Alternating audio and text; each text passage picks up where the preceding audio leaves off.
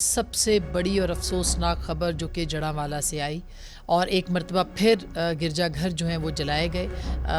پاکستان کے مسیحی اور خاص کر کے جڑاوالا کے جو مسیحی ہیں وہ اس پہ غمزدہ ہیں. صرف وہ نہیں، ہم سب غمزدہ ہیں. ہم سب کے سر شرم سے جھک گئے ہیں اس واقعے کے بعد.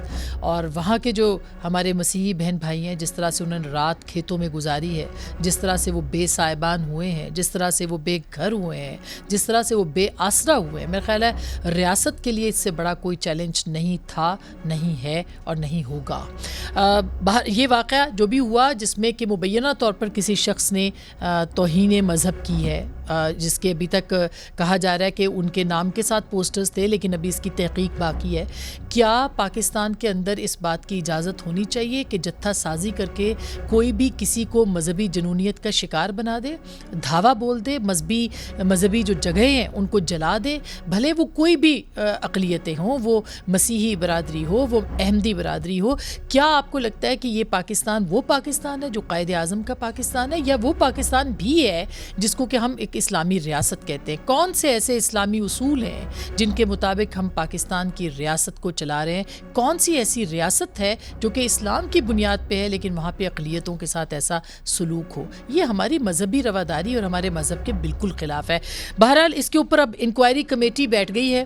ہمیشہ کی طرح اگر گوجرا کے واقعے اور جوزف کالونی کے واقعے میں لوگوں کو قرار واقعی سزا دی جاتی تو یہ سانحے نہ ہوتے. اب وہ انکوائری کمیٹی کیا کرے گی، تحقیقات کہاں تک جائیں گی؟ بہرحال محسن نقوی صاحب وزیر اعلیٰ پنجاب جو ہیں انہوں نے یقین دہانی کرائی ہے کہ اس کے اوپر جو ہے وہ ایکشن لیا جائے گا. اب سے تھوڑی دیر پہلے آرمی چیف کا بھی ایک بیان منظر عام پر آیا ہے جس میں کہ انہوں نے یہ فرمایا ہے کہ کیفر کردار تک لوگوں کو پہنچایا جائے گا، اور سخت انہوں نے اس کی مذمت بھی کی ہے، اور ساتھ میں یہ بھی انہوں نے کہا ہے کہ یہ جو بھی لوگ ہیں ان کو قانون کے دائرے میں لانا پڑے گا. انہوں نے کہا کہ انتہائی افسوسناک ہے یہ واقعہ، اور نوجوان سچ، آدھا سچ اور جھوٹ اور غلط معلومات کا فرق سمجھیں. اقلیتوں کے خلاف عدم برداشت، انتہائی رویے کے واقعات کی کوئی گنجائش نہیں ہے. پاکستان کے تمام شہری بلا تفریق مذہب، جنس، ذات یا عقیدہ ایک دوسرے کے لیے برابر ہیں.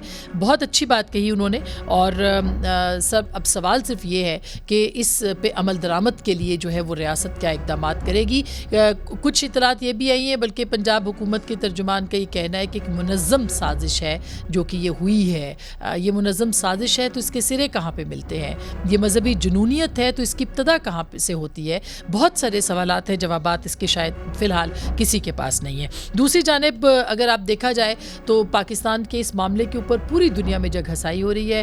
ہر جگہ جو ہے وہ انٹرنیشنل میڈیا پہ یہی واقعہ چھایا ہوا ہے.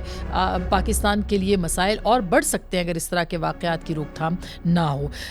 ایک اور اہم خبر، آج نگران کابینہ نے حلف لیا ہے، اور نگران کابینہ جو ہے وہ تقریباً 16 سے 17 وزیر ہیں، وزراء ہیں. فائنل لسٹ آ چکی ہے، کوئی 3 سے 4 مشیر بھی ہیں. بہت سارے لوگوں کے معاون خصوصی ہونے کی بھی اطلاعات اب تک چل رہی ہیں، اس لیے میں بہت حتمی طور پر کوئی بات نہیں کر پا رہی ہوں. اور لیکن وزارت اطلاعات جو ہے وہ مرتضیٰ سولنگی صاحب کے پاس گئی ہے. جلیل عباس چیلانی صاحب وزیر خارجہ بنے ہیں. وزیر خزانہ محترمہ شمشاد اختر صاحبہ بنی ہیں. اچھی کابینہ ہے، کیسی کابینہ ہے، کیسی ہونی چاہیے تھی، اس پہ بھی بات کریں گے. ایک بہت بڑا فیصلہ آج الیکشن کمیشن کی طرف سے آیا ہے جو کہ غیر متوقع نہیں تھا. یہ فیصلہ یہ کہ 14 دسمبر تک حلقہ بندیوں کا کام جو ہے مکمل کیا جائے گا. اس سے پہلے چیف الیکشن کمشنر اور چیف جسٹس آف پاکستان کی بھی ایک ملاقات ہوئی ہے، اور اس سے پہلے ایک درخواست بھی عابد زبیری صاحب کی آئی ہے جس میں یہ کہا گیا ہے کہ سی سی آئی کا جو فیصلہ ہے وہ غیر آئینی اور غیر قانونی ہے، اور وہ درخواست ابھی سماعت کے لیے نہیں لگی. تاہم یہ جو ملاقات ہوئی ہے اس کے بعد اس طرح کے فیصلے کا آنے کا مطلب یہی لیا جا سکتا ہے کہ چیف جسٹس کے ساتھ اس معاملے کے اوپر بات ہوئی ہوگی کہ 90 دن سے آگے انتخابات جائیں گے. اب یہ بات واضح ہو چکی ہے کہ 90 دن میں کانسٹیٹیوشنل جو ریکوائرمنٹ ہے، پاکستان کے آئین کی ضرورت ہے، انتخابات نہیں ہو پائیں گے. کب ہوں گے یہ ابھی خدشات اور شبہات جو ہیں وہ اپنی جگہ پر موجود ہیں. اس کے اوپر ہم ضرور بات کریں گے، لیکن یاد رہے کہ حکومت پاکستان نے جو جاتے جاتے ترامیم کی، ان میں سے ایک ترمیم الیکشن ایکٹ 2017 میں ترمیم بھی تھی، جس کی سیکشن 57 کی 1 اور 58 کی 1 جو ہے شق اس میں ترمیم تھی، اور اس کے مطابق اب تاریخ کا اعلان صدر پاکستان نہیں بلکہ الیکشن کمیشن آف پاکستان کریں گے.